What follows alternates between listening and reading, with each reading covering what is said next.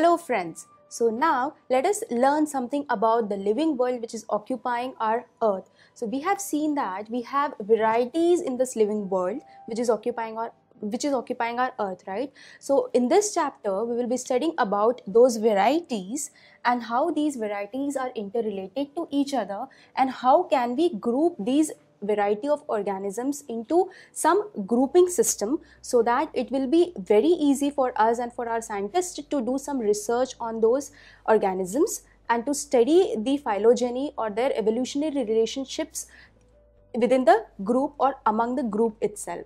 So the first chapter of our 11th standard, that is the living world. Okay, so when I say the living world, what do I mean by living? Or when can I say an object to be a living or a non-living? Yes, there are certain criterias depending on which or keeping in mind which I can be classifying my organism into a living category or into a non-living category, right? So let us learn something about the criterias on behalf of which I am going to classify the organism into a living or a non-living. Okay, so when I say the living means some or the other factors comes to your mind, right? Okay.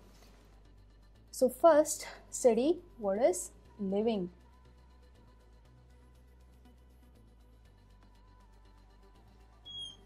Okay.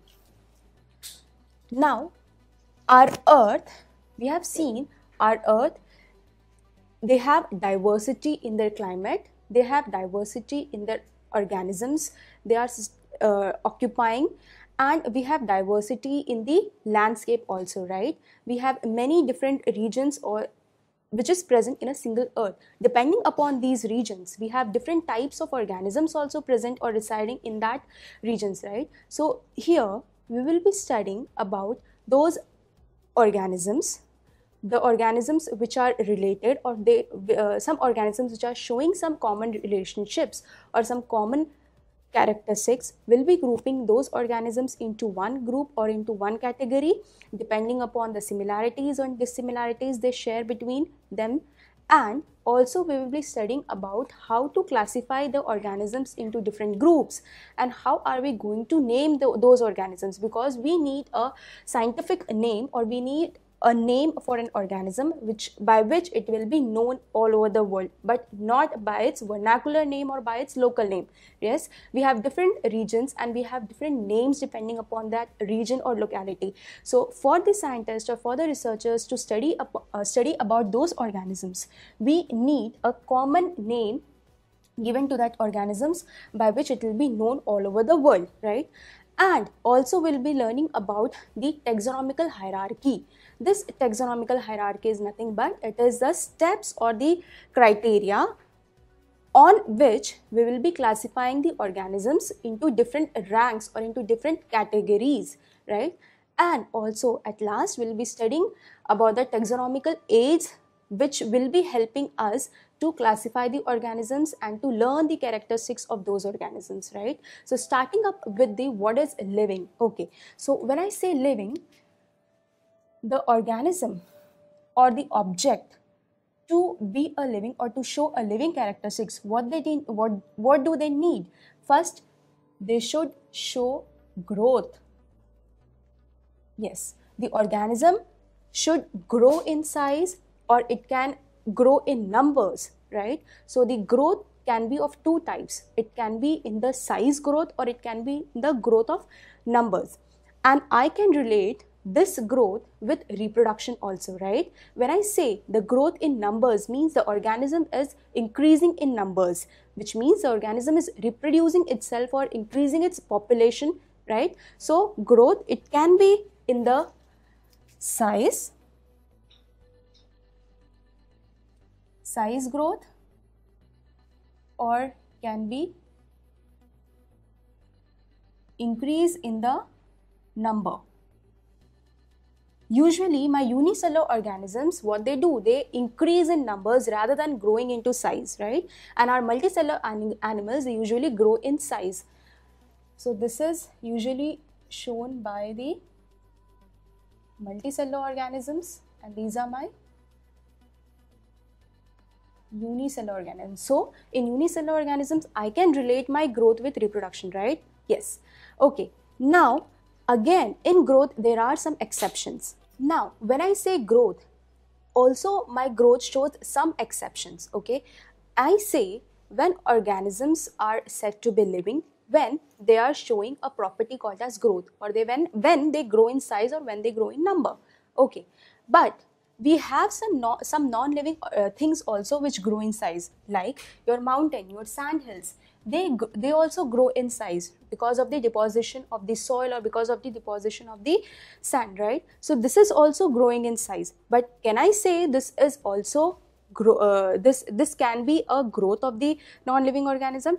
No. But why? Because the deposition from the outside of the body, right? The growth of the organism should be from the within of the body. That's only when I can say the organism to be living, right? So my growth should be from within the body.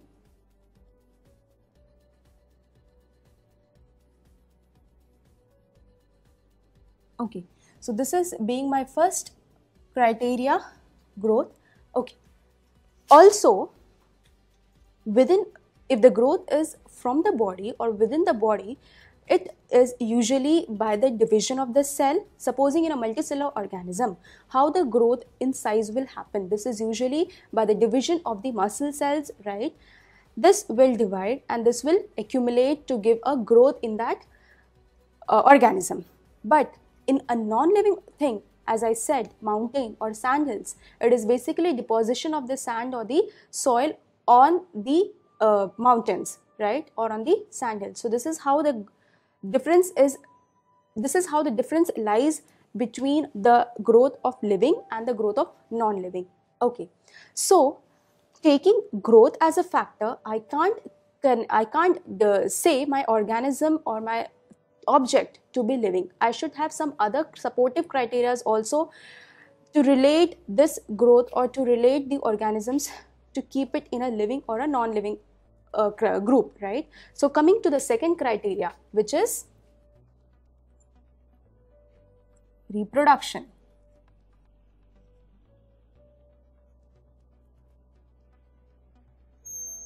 Yes.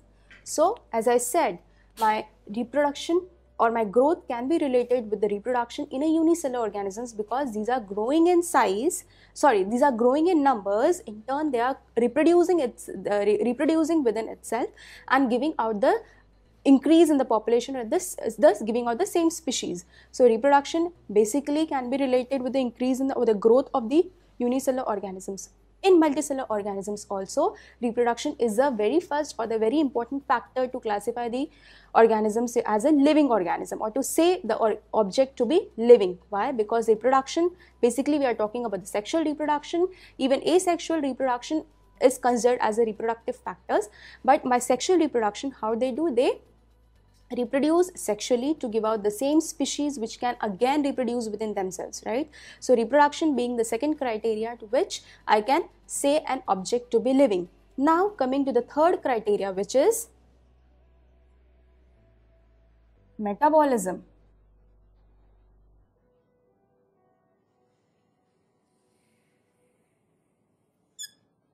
Yes. Now what do I mean by metabolism? Okay, I have an object, it can be unicellular, it can be multicellular. If an object is a unicellular organism, whole cellular activities will be occurring in a single cell itself, right? If it's a multicellular organism, when I say multicellular, it is made up of different types of cells, okay? And these different types of cells will be forming different organs which will be functioning the whole body of an organism, okay? So these different types of organs which is present in an organism, they are performing different kind of functions to keep the organism live, and these functions are coordinated by some means, maybe your brain, maybe by hormones, okay? So this metabolism is nothing but whatever the nutrition or the whatever food the organism consumes, it is metabolized within the body to release some kind of energy, right?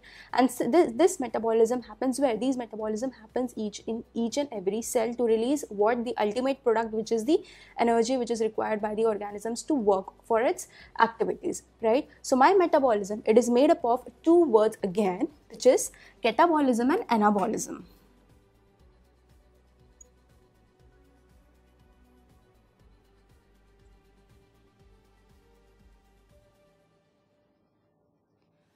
Okay, what is catabolism? Catabolism is breaking down a complex compound into a simpler compounds.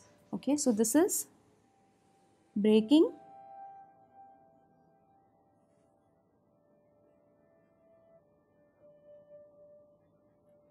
complex compounds to simple compounds. And anabolism is forming a complex compound from a simple compound, or by joining the simpler compounds to form a huge big complex compound. So it is forming a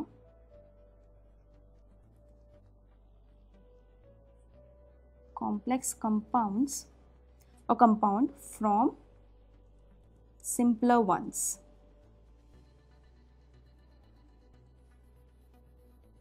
Okay, so let us I'll give an example for catabolism and anabolism. Catabolism is when I'm breaking carbohydrate into simpler compounds to release energy, and the simpler compounds for my carbohydrate is nothing but it's glucose, right? So I have a complex compound as carbohydrate, and I'm going to break these carbohydrate into simpler one, which is my glucose, or the end product is glucose. Anabolism is I'm going to join these simpler compounds and to form a one complex compound. For example, I'm going to join amino acids to form a protein. So these amino acids are nothing but these are my simpler ones or simpler compounds. On joining them, what I'm getting is a complex compound, which is my protein, right? So I'll write an example also here. My catabolism, breaking carbohydrates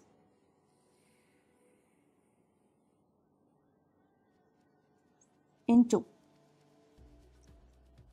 glucose, right? And my anabolism, many amino acids to form protein. So protein being my complex compound, right? So metabolism is nothing but it is a catabolism and anabolism, in which some substances are getting catabolized to release the smaller, simpler compounds, and some substances are getting anabolized to give me a complex compound, which is, and this depends upon the requirement of a cell or the body, right? So basically my metabolism is nothing but how the cell or the body, a unicellular organisms, cell in the unicellular organisms and the multicellular organisms, the body utilizes the chemicals which is eaten through nutrition, which is given through nutrition to the body, how they are going to utilize those chemicals or those compounds to give a product which is required by the cell or by the body, right? So that is metabolism. So a living organism must show metabolism to continue its life, or to give a life, or to give a body all the requirements which is needed for its living. Now coming to the third criteria, which is cell organization.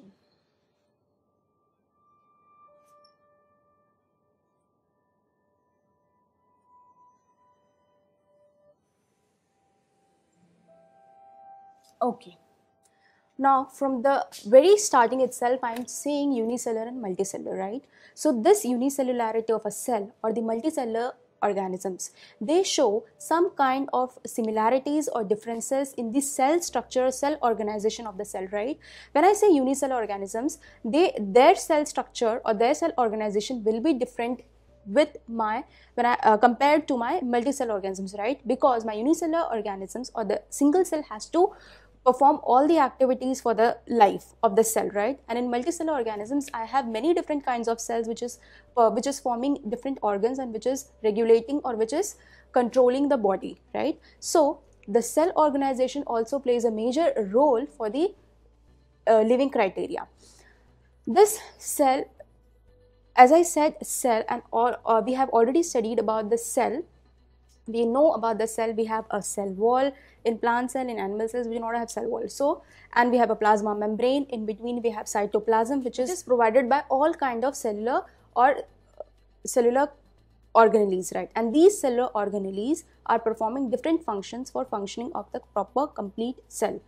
So organization of these cellular organelles within a cytoplasm of a cell is a very crucial or a very important part when I say a cell to be a living, because these arrangement of these organelles and the structure of these organelles is what going to form to perform the metabolism, is what going to perform the reproduction, was going to perform the growth of the organism. These are the properties of the cell, or these are the area within a cell which is forming the compounds which is required by the cell, or which is giving out the compounds from the cell outside, which is considered as a waste for the cell, right? So my cellular organization again plays a very important role for the object to be said as or to be classified as a living. Now coming to the fifth criteria, which is consciousness.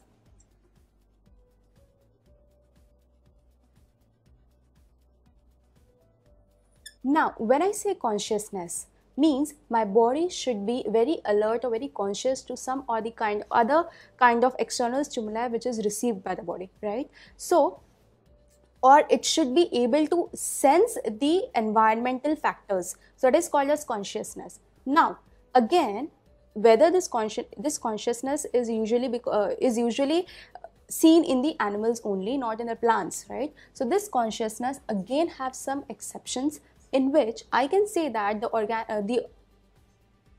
man which is in coma, okay, even though they have all the body is living, but they are not conscious, or their brain is not conscious to act or to receive the stimuli which is given out by the environment or the atmosphere, right? So at that time the body is living, but the system of the organ system or the systems in the body is operated by what? These are operated by machines.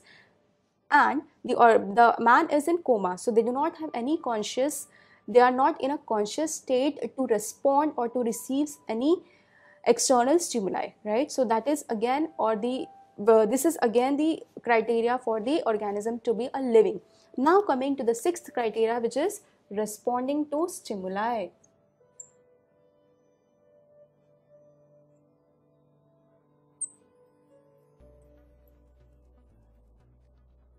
Yes. Now, as I said, consciousness is the organism is very conscious, or they know what is happening around their what is happening in their surrounding. Responding to stimuli is whatever external stimuli which is given to a body, my body should respond against it, right? And this external stimuli can be in any factors like external shocks or any other kind of external stimulus which is given to the body, and the body cell receptors, they receive these stimuli, and it is sending these stimuli in the form of signals to the brain, and then my brain responds how to react against that stimuli which my body has received. Okay, so this is also this also happens in plants as well as in animals. In animals, for example, when I say I'm pricking some pin, I'm pricking a pin to any man, okay, what it will suddenly respond to that pricking, right? So it will pull out his hand.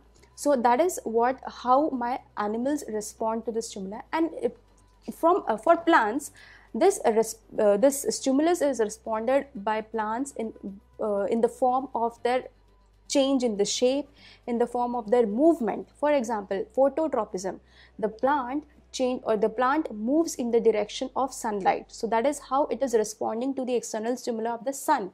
Hydrotropism, my plant's root, they are moving towards the water if it's an aquatic plant. Geotropism, if it's an terrestrial plant, my plant roots will move towards the earth and not towards the above the soil surface, right? So that is how my parts of a plant or plants respond to these external stimulus. Okay, so this also becomes a very important factor for the organism to be living. Once it responds to stimuli, it gives some reaction against any kind of atmospheric or environmental stimuli which is given to the body. Okay, so these are some of the criterias, or clubbing these criterias. When organism shows all these factors, I can classify an organism to be a living and not to be a non-living. So not only any one of the factor, but it should be appropriate with all these 6 kind of factors. So what is living? Let us quickly revise it. When an organism, it shows all these 6 kind of criterias into the cell or into the body. It should show growth. It can be in the size growth, it can be in the increase in number, and the growth should be from within the body, right? And it should show reproduction, that is, it should be able to reproduce to form or increase the population of its own species, and these species again can reproduce among themselves to further increase the populations, right?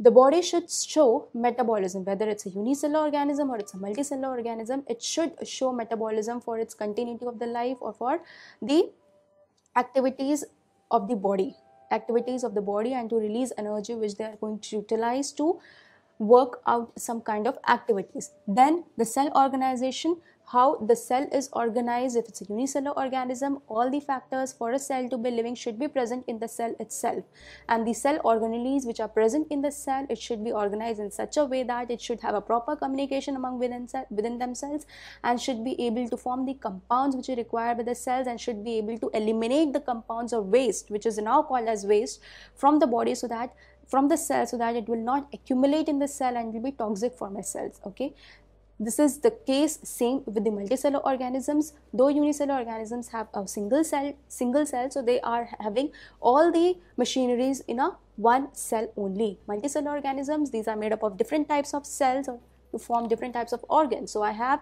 different type of organs which is performing this functions in the multicellular organisms. Now the organism should be conscious to know, or it should be conscious to the activities which is happening around its in its surroundings. So that is called as conscious, or that is the factor which is conscious and usually seen in the animals only and not in the plants.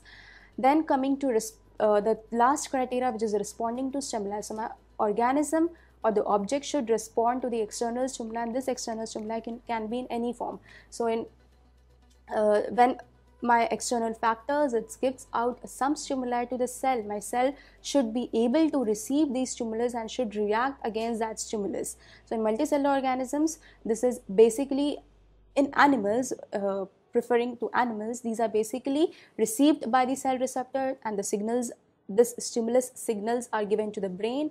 Then my brain decides what action has to be taken against that stimuli. And plants also, my plants also show some kind of stimulus to the environmental factors, as we can see a very easy example of the movement of plant towards the sun. So this is how my plants also show stimulus towards the external or the external stimuli, according to the, or by changing its shape, by changing its movement. So this is how my plants also show stimulus. So these are the 6 criteria on which an object should be positive, should be on, so that they can be classified as a living organism. They have diversity in their organisms, they are occupying, and we have diversity in the landscape also, right? We have many different regions or which is present in a single earth. Depending upon these regions, we have different types of organisms also present or residing in that regions, right? So here we will be studying about those organisms, the organisms which are related, or some organisms which are showing some common. So in this chapter we will be studying about those varieties and how these varieties are interrelated to each other,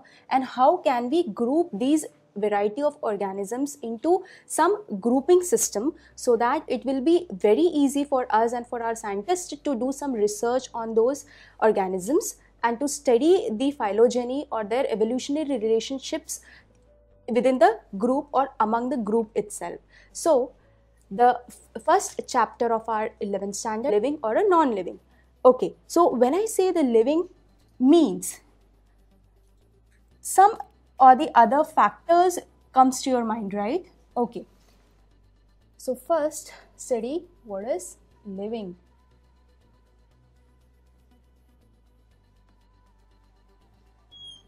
Okay, now our earth, we have seen our earth, they have diversity in their climate.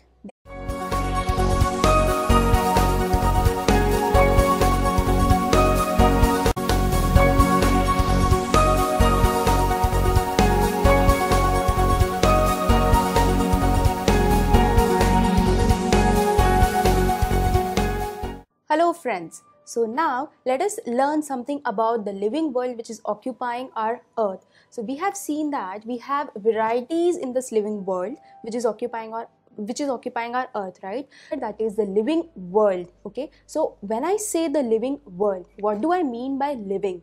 Or when can I say an object to be a living or a non-living? Yes, there are certain criterias depending on which, or keeping in mind which, I can be classifying my organism into a living category or into a non-living category, right? So let us learn something about the criterias on behalf of which I am going to classify the organism into a